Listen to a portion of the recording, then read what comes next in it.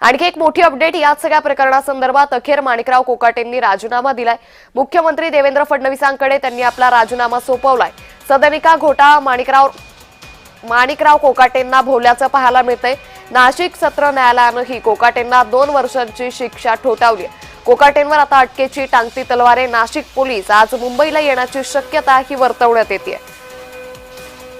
त्यामुळे अतिशय मोठी अपडेट ही म्हणावी लागेल। अखेर माणिकराव कोकाटेंनी आपला राजीनामा दिल्याचं पाहायला मिळतंय।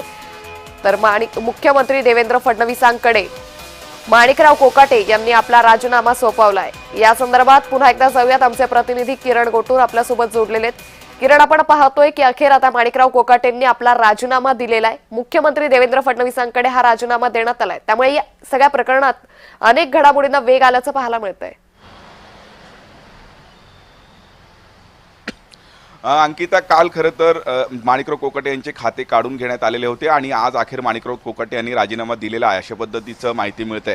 आणि त्याच पद्धतीने नाशिक पोलिसांचं एक पथक सुद्धा आज मुंबईला जाईल अशा पद्धतीची शक्यता वर्तवण्यात येत आहे। त्यामुळे या सगळ्या प्रकरणामध्ये काय काय कायदेशीर कारवाई होतो हे बघणं महत्त्वाचं असणार आहे। कारण मुख्यमंत्री कोट्यातील घर हे माणिकराव कोकाटे यांनी घेतलं होतं। आर्थिक निकष जो असतो तो आर्थिक निकष डावलून माणिकराव कोकाटे यांनी हे संपूर्णपणे घर घेतले होते। आणि या सगळ्या संदर्भात तक्रारी आल्यानंतर तत्कालीन नाशिक जिल्हाधिकाऱ्यांनी या सगळ्या संदर्भात चौकशी करून गुन्हा दाखल केलेला होता। आणि त्यानंतर इतके वर्ष हे केस आतापर्यंत नाशिक न्यायालयामध्ये चाललेला होता। पण अखेर 2 दिवसाआधी या सगळ्या संदर्भात नाशिक जिल्हा सत्र न्यायालयाने माणिकराव कोकाटे यांना शिक्षा ठोठावली आणि त्यानंतर ही संपूर्ण कायदेशीर प्रक्रिया आता सुरू झालेली आहे। आणि त्याच पद्धतीने 2 वर्षाच्या पेक्षा जास्त शिक्षा झाल्यानंतर आमदारकी सुद्धा धोक्यात येऊ शकतो असंही काही तज्ज्ञांचं मत आहे। त्यामुळे या सगळ्या प्रकरणात कायदेशीर कारवाई आता काय काय होतो हे बघणं महत्त्वाचं असणार आहे। आणि सर्वात मोठी जी आता माहिती मिळते त्या माहितीनुसार काल नाशिक जिल्हा न्यायालयाने जो